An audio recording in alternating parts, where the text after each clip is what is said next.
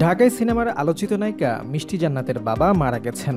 ইন্না লিল্লাহি ওয়া ইন্না ইলাইহি রাজিউন।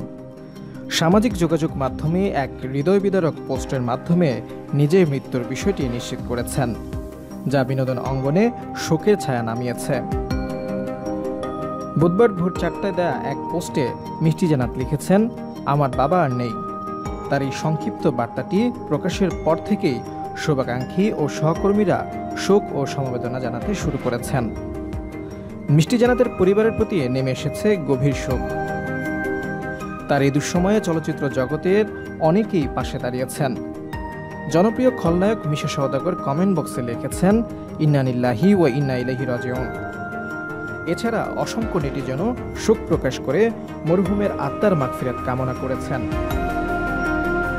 একজন নেটিজেন লিখেছেন, আপনার বাবার জন্য অনেক অনেক দোয়া রইল।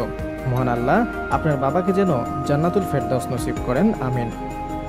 উল্লেখ্য, 2014 সালে লাভ স্টেশন সিনেমার মাধ্যমে রূপালী পর্দায় অভিষেক ঘটে মিষ্টি জান্নাতের।